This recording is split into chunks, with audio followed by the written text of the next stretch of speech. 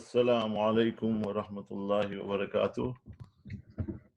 I would like to welcome everyone for this lesson number 8, inshallah, in the series of Seeratul Nabi sallallahu alayhi wasallam.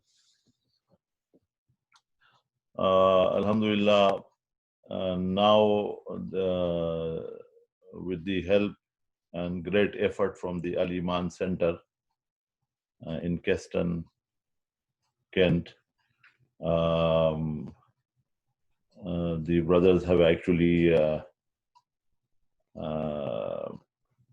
looked at all my previous lessons and they have uploaded them all, alhamdulillah, on their website and YouTube channel.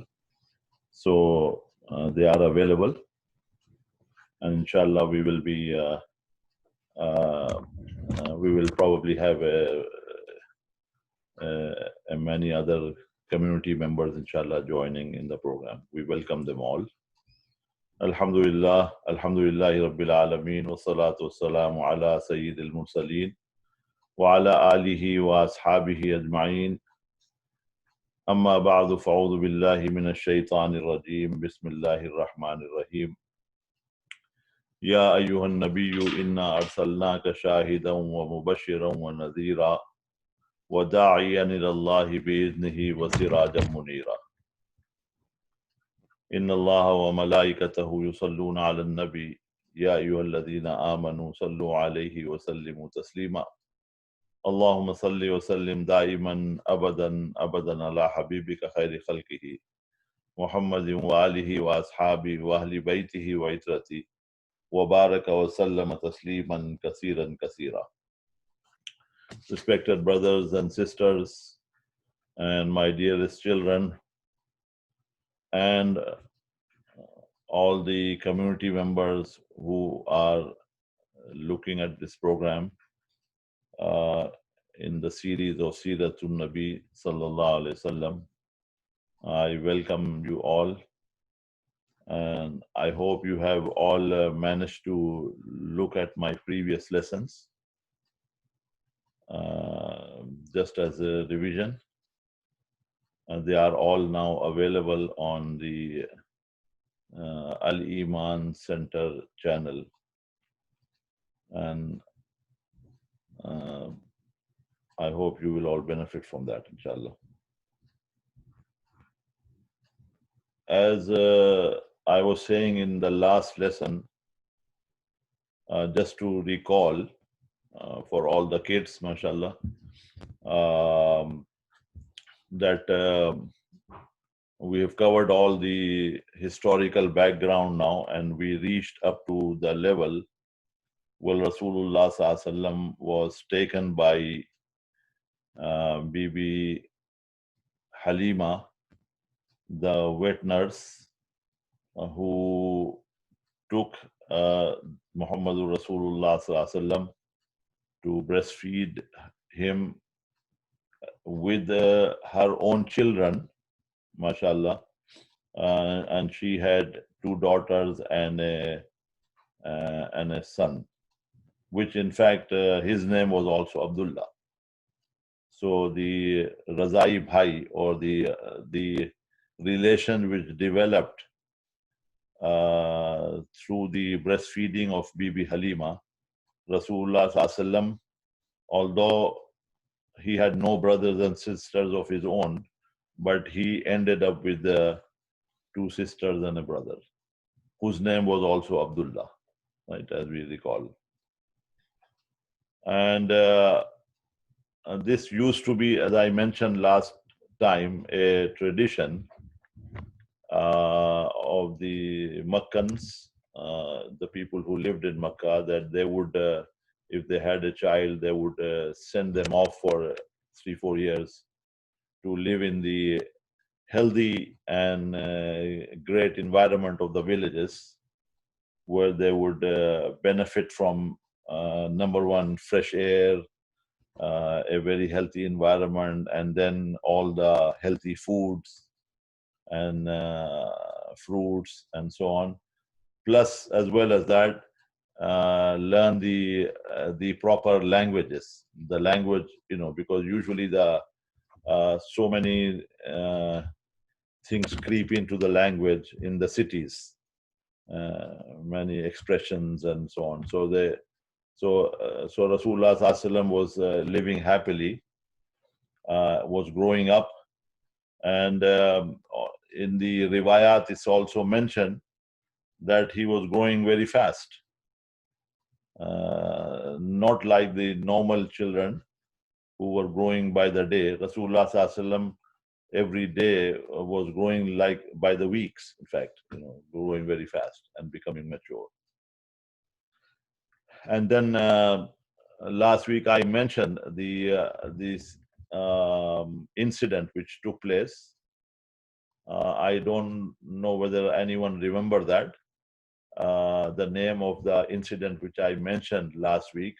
Is there anyone who remember? Then they can just mention by unmuting themselves and see if you can recall what was the main incident I talked about last week. Is there anyone who can? Cleansing of the heart. Cleansing of the heart. Yes, good, mashallah. Shaqqus sadar, in fact. So, Shaqqut sadar. Could you write that in the chat, Uncle? Yes, I will mention that. So, Shaqqus sadar, just to briefly mention again, when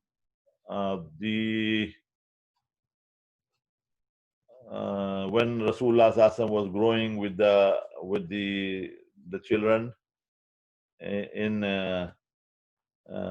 the tribe of Bibi Halima, and he had his brother, and they used to take the sheep for grazing and so on. So he decided to go with them, and then this incident happened under a tree that Jibreel al-Islam and Mikail al-Islam, they came, and he's seeing this. Nowadays the medical world are proud that they have managed to do the heart transplant. But if you look at it, the procedure, the main thing is that when they do the heart transplant, the patient is become unconscious. He doesn't know what's happening. But here Rasulullah Sallallahu Alaihi Wasallam, as a child of maybe 4-year-old, he's describing that that they came and they cut my chest, and they took my heart out, and then they put it in this bucket and washed it, and then they put it back again. And when this happened, the children, the brothers and sisters there, they were obviously shocked. You can imagine, I mean, if 4 or 5-year-old, 6, 7-year-old children are watching, and someone is being chipped, someone chest is being cut open, you can imagine how terrified and shocking situation that would be. And so they just run quickly to the mother and they say, look what's happening, someone has come and killed our brother. And so she came frightening and running and to find out what's going on. But she finds that Rasulullah Sallallahu Alaihi Wasallam is standing under the tree. He's quite confident and looking well. And so she comes up and she hugs him and says, is there anything wrong? Because he was all right, but he was looking a bit pale. And then obviously he described this is what happened. And so obviously many things could come in, like parents, especially nowadays also, you'll find that people will start thinking, oh, is it jinnat, or is it magic, or what's happening here, And so Bibi Halima became very frightened, and she was very concerned. And then she made mashwara. She consulted the husband and said, look, we've taken this child. He's from Quraysh, and obviously Quraysh are the leaders.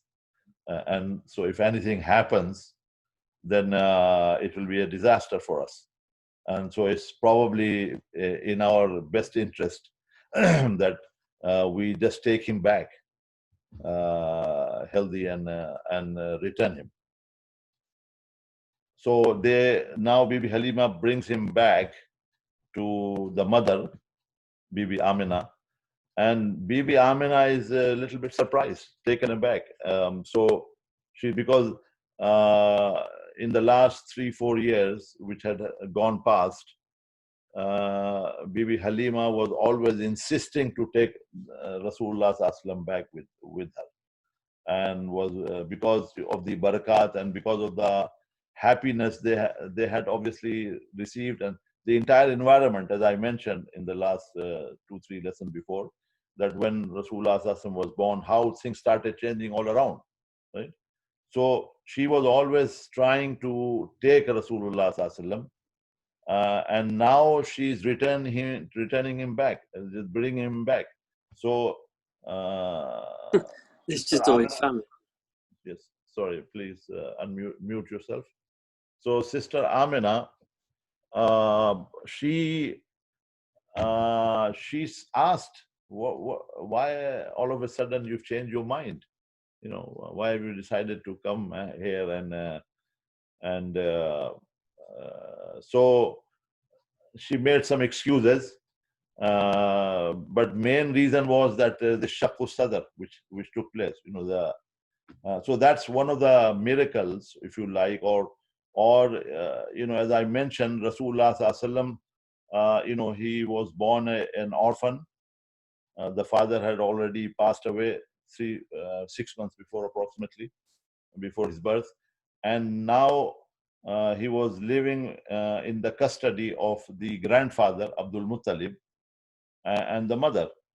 And then soon, we will find that around when he was 6, as I mentioned in my last lesson, that the mother decided to take him to show him about the father's grave and about what happened to his father. And on the way back, in a place called Abwa, she also died. So Rasulullah is orphan, but Allah Ta'ala is preparing him. And the first thing which happened is this Shakku Sadr, the heart transplant, or the washing. Ulama and scholars, they say this was actually a preparation by Allah Ta'ala to prepare him for this dunya life, prophethood life. And this Shakku Sadr happened to him 2 times in his life. One at the age of 4, and then the second one before Miraj. And that one again also Allah Ta'ala prepared him, now not for dunya, to travel through the heavens, all the 7 heavens, and go to Miraj and to see Allah Ta'ala. So we will come to that when the time comes. But for the moment, this incident, so she brings him back, and now Rasulullah Sallallahu is back in the custody of the mother, Bibi Amina, and the grandfather, Abdul Muttalib. They are both, and they live maybe another 2 years. So when he actually became around the age of 6, the mother decided to take him back, to take him to the father's grave. And on the way back in the place Abawa, she passes away. Now, we cannot imagine, I mean, children are sitting here also, children, 6-7-year-old, a child, he's traveling with his mother. And in fact, there was also a maid who was traveling with the Bibi Amina at that time. Her name was Eman. So Ayman. And so now the mother gone, suddenly gone. And she has buried the mother in the riwayat. And Muhammad Rasulullah Sallallahu Alaihi Wasallam, he's 6-year-old, he's crying, and he is actually, sort of hugging the grave. We cannot imagine what he's going through. Imagine, a 6-year-old child suddenly loses everything. The mother is gone. And she, Ayman is trying to take him, and he is not letting go of the grave. He said, no, I want to, because he cannot understand what's going on here. I can't leave my mother here. I want my mother. I want my mother. And she is crying. And that was the unimaginable situation which Rasulullah Sallallahu Alaihi Wasallam went through as a child. And Allah Ta'ala obviously is all knowing and powerful and Qudrat. Ulama, they say, because Allah Ta'ala wanted to show to the humanity until Yawmul Qiyamah that this prophet, he's going to be the leader of all the prophet. But as far as the dunya situation and apparent condition is concerned, he seems to be totally helpless, to such an extent that he doesn't even have a father or a mother. But yet the full support is with him from Allah Ta'ala. So Allah Ta'ala wanted to give that situation that a prophet or a person doesn't need anyone except Allah. We also have belief, and this is something which we have to strengthen in our life, that our iman and faith, because we feel, the children, for example, we feel, a comfortable and luxurious life. Why? Because we say, anything I want, my mother and father will give me. Right? So whatever we need, we can take it from father and mother. They have this reliance. But Rasulullah Sallallahu Alaihi Wasallam didn't have that from the age of 6. Now he's got nothing. So Allah Ta'ala, and his total reliance is with Allah Ta'ala. Allah Ta'ala is linking him and creating that strong and firm bond and faith of Rasulullah. So anyway, somehow or other, Ayman, she obviously must have been a great lady to be able to console this child at the age of 6, and somehow or other managed to bring him back. And now Rasulullah Sallallahu Alaihi Wasallam is remaining with, he's brought back to his grandfather, Abdul Muttalib, who is a great leader, who is a great personality of Quraysh. And he's living with him. But then Allah Ta'ala has his own plan again. And probably just 2 years more passed, another 2 years. And now he's reached the age of around 8. At that time, now grandfather disappears. He passes away. So at the age of 8, this child, this orphan, and this is why Allah Ta'ala in the Surah Duha is saying, Alam yajidka yatiman fa'awa wa wajadaka dhallan fahada. Allah Ta'ala is talking about that you were orphan, but we took care of you. Allah Ta'ala is the one who. So now the grandfather goes. So there is no one. Now Rasulullah Sallallahu Alaihi Wasallam does not have. Everyone is gone around him. And after that age, 8, which obviously is a very innocent age, a child doesn't even understand. I mean, my mother-in-law passed away just 3 years ago, 2 years ago, and my granddaughter Naima, she was just around 6, 5.5, 6. At that age, you don't realize, what's happening. That the grandmother is gone. Everyone is crying, but you are in an age of innocence at the time, and you don't really. It doesn't hit you. And this is how Rasulullah Sallallahu Alaihi Wasallam is going through this situation. And at the age of 8 now, the grandfather goes, and then he ends up into the custody of the uncle, Abu Talib. And Abu Talib is the one who now takes care of him from that age of 8 until he grows, he grows up. And that is the situation of Rasulullah Sallallahu Alaihi Wasallam. So here, this is the thing we have to try and understand in the Seerat of Rasulullah Sallallahu Alaihi Wasallam. This is a very important part of his life, where he lost everything, but yet he had the full power and support of Allah Ta'ala. Allah Ta'ala is taking care of him. And I want to basically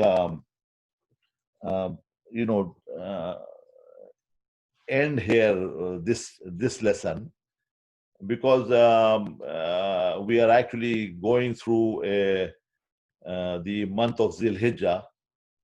And if you can recall, when we were talking about the historical aspects of Rasulullah Sallallahu Alaihi Wasallam, a major part of the history of Rasulullah Sallallahu Alaihi Wasallam is Ibrahim alayhi salam and the family.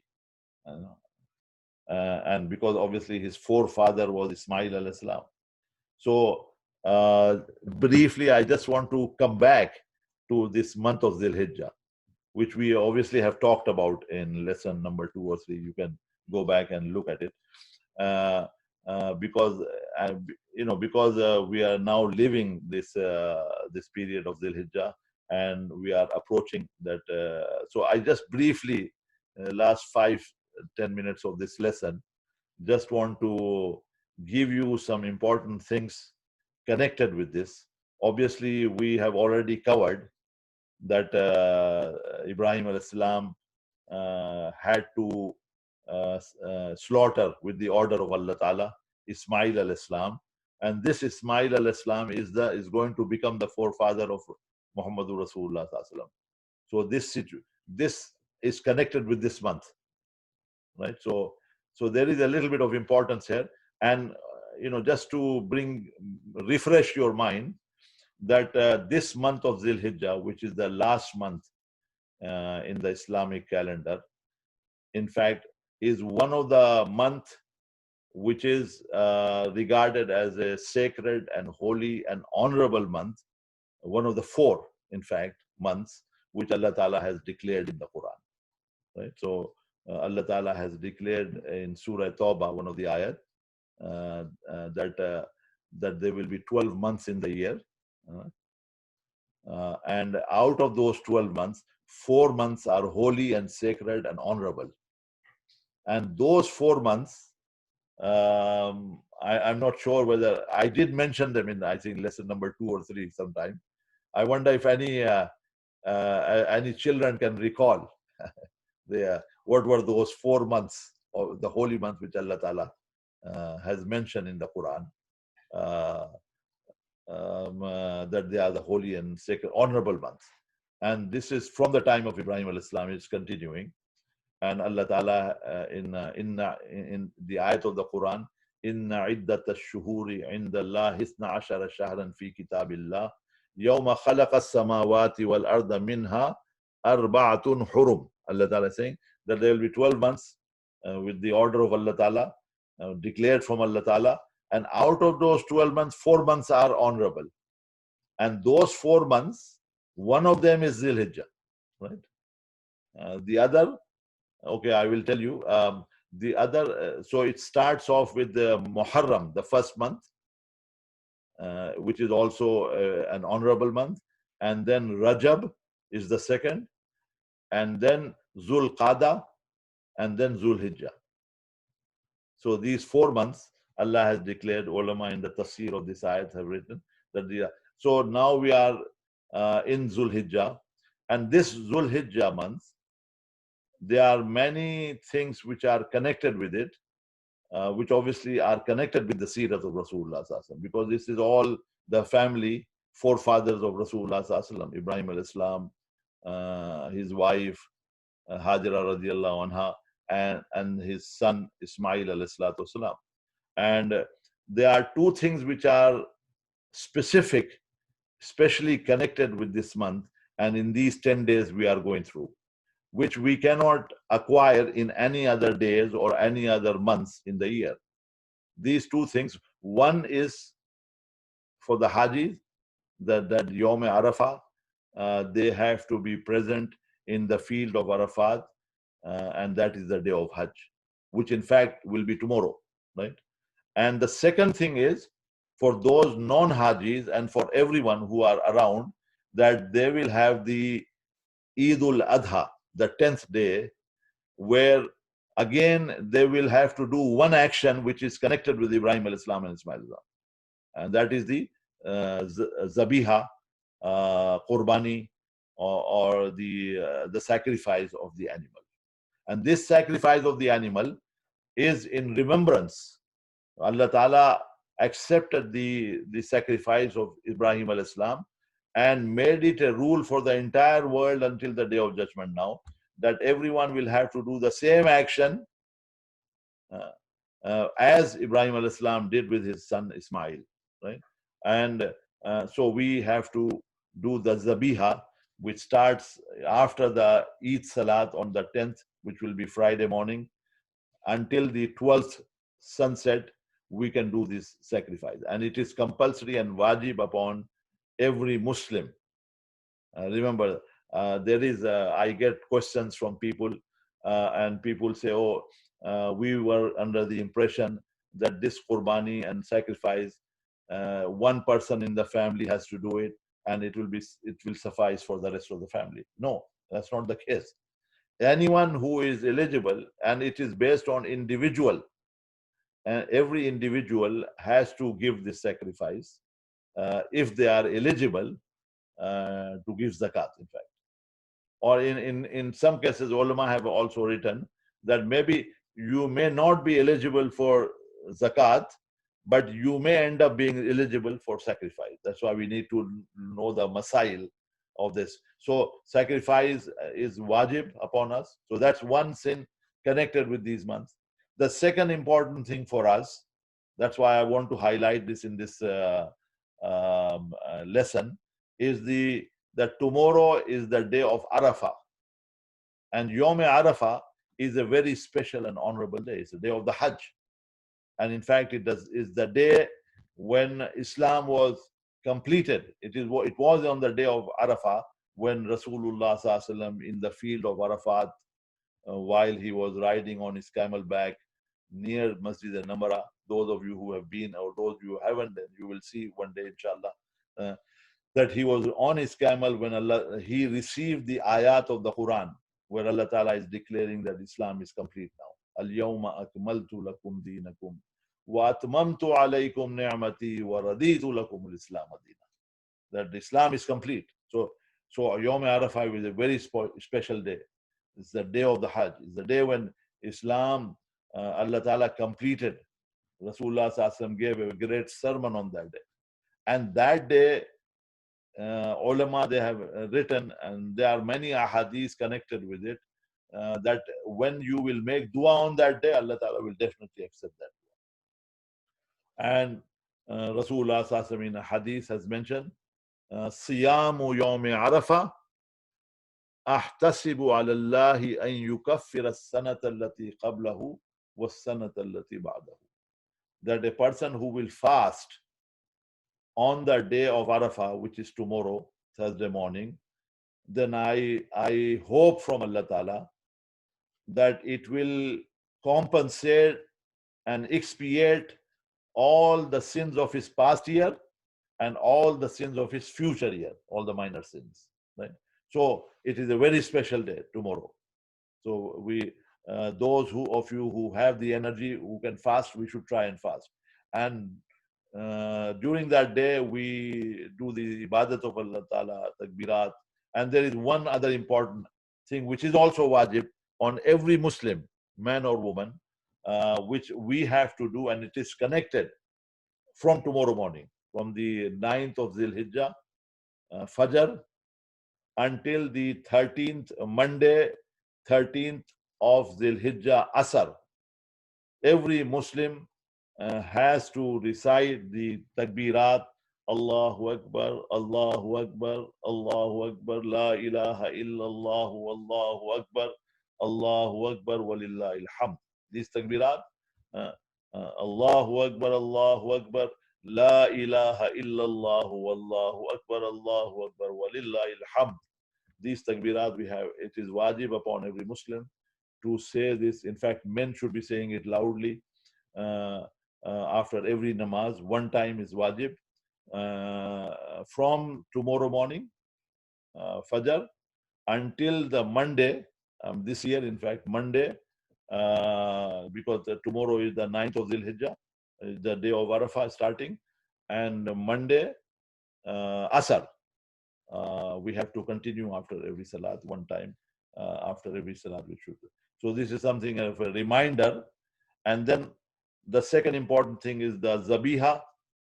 We should be making plans to make sure that we do the Zabiha, whether we do it in our the country where we are living, or we make arrangements so that at least the Zabiha for every person in our family.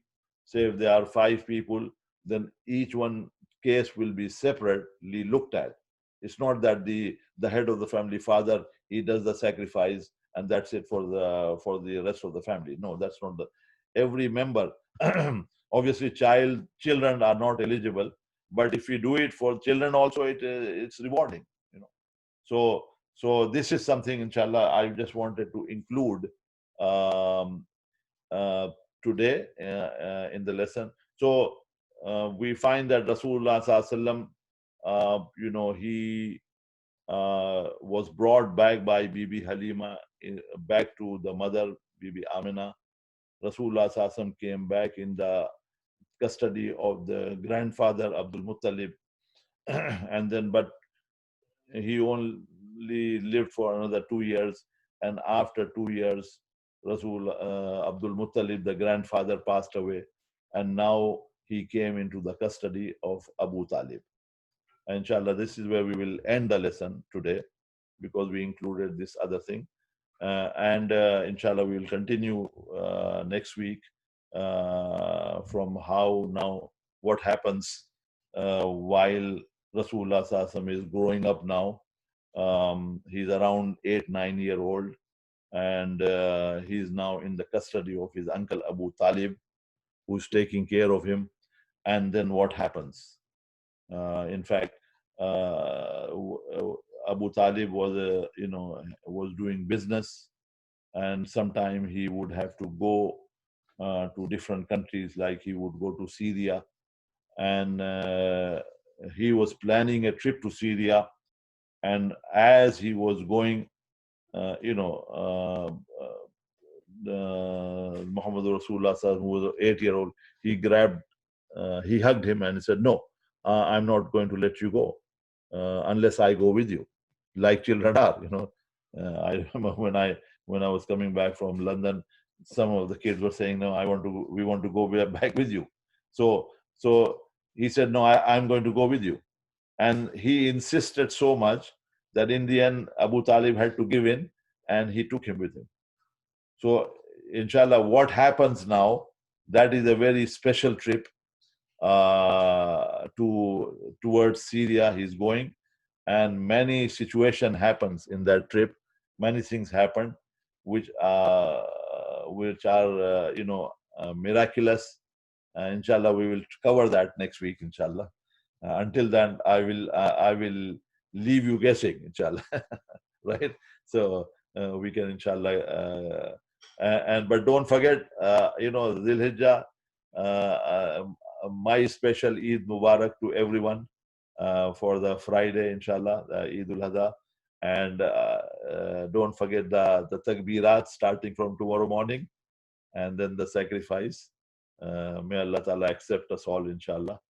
واخر دعوانا الحمد لله رب العالمين اللهم صل على سيدنا مولانا محمد وعلى ال سيدنا مولانا محمد وبارك وسلم ربنا تقبل منا انك انت السميع العليم وتب علينا انك انت التواب الرحيم وصلى الله تعالى على خير خلقه محمد واله وصحبه اجمعين برحمتك يا ارحم الراحمين. Jazakallah. Jazakallah khair. I think there's a question on the chat before you go. Acha, okay, sure. Yes, please go ahead. Who is asking? Assalamu alaikum, Uncle. It's Seerah. I just wanted to ask, on the Yom Arafah, are we Yeah. going by the times of Saudi or by our own country times when it comes to Yom Arafah? Yes, good question. We obviously have to go by our own time because the hours and time, there's a time difference everywhere. So according to the hadith of Rasulullah Sallallahu Alaihi Wasallam, wherever we live and whatever is declared by the scholars of our land, that is where our Yom Arafah will be. So it's just by chance that this year, for example, it is the same day as Saudi, but it depends actually on the sighting of the moon. So, but it definitely has to be where we live, the country we live. Like we are doing it Thursday, but for example, India, Pakistan, their Yom Arafah will be Friday, and their Eid ul-Adha will be Saturday. So it's the land where you live. It will be dependent on that, inshallah. Okay. Any other questions, inshallah? Sorry, I have one more, Uncle. So sorry. The Zabiha, does the Zabiha, the sacrifice, have to be done before the Eid prayer or after the Eid prayer? This has to be immediately after the Eid Salat. We cannot do it before. So it has to be after. Yes. So we can, and the Eid Salat, like in the Eid ul-Adha, it is normal practice. You can do the Eid Salat because on the days of Eid there is no namaz or no salat after Fajr. Like usually, in normal days, Rasulullah Sallallahu Alaihi Wasallam has mentioned that there is fadail for Ishraq, for example, which is 20 minutes after the sunrise. It is mentioned that it is a good, very important sunnah to do Ishraq Salat. But on the days of Eid, there is no Salat after Fajr. And immediately after the sunset, the time of Eid Salat starts. So it's usually the practice, those who are going for the sacrifice, they should try and pray as soon as the Ishraq time, sunrise takes place, 6 or whatever time it is, and then go for the sacrifice. But we cannot do the sacrifice before the Salat. That's number one. And the sacrifice, in fact, is one of the greatest amal of that day. People sometimes they come up to me and say, we're going to waste 8 hours or 6 hours in the slaughterhouse. I said, that's not a waste. That is the amal of the day. Because Rasulullah Sallallahu Alaihi Wasallam is saying, Ma amila ibnu Adama min amali yawm al-nahri ahabba ilallahi min ihraqid dam. No amal, no action is greater on the day of the Eid ul-Adha, on the 10th day of Zil-Hijjah, than to sacrifice. No action is better than that. So for that day is reserved for the sacrifice. So, but it can only be done after the Salat. But how can we be sure if we are sacrificing in another country that it's been done? Well, usually, Sure. Oh, it's been done, you mean? Yeah, how can we be sure that it's being done after our prayers? Well, usually if you are giving your sacrifice to a country, then make sure that you give it to those countries where the Eid is after your Eid, just to be on the safe side. Yeah. So that, and normally, alhamdulillah, any majority of the countries, unless you end up going towards the probably Australia or New Zealand, that side, your Eid will be after. Like if you do normally in India, Pakistan, Bangladesh, if we are doing our sacrifices, Usually it's a day after anyway. So you are safe there. That you have to make sure that they do it, however, within your 12th day, before your 12th day of Zilhijjah, right? So starting from the 10th and then 12th sunset, before sunset. Okay, inshallah. All right, inshallah. So we will end it here, inshallah. May Allah Ta'ala accept us all. And Eid Mubarak to you all, inshallah. Jazakallah khair. Assalamu alaikum. Jazakallah khair. Eid Mubarak, Hajj Mubarak. Wa alaikum salam wa rahmatullahi wa barakatuh.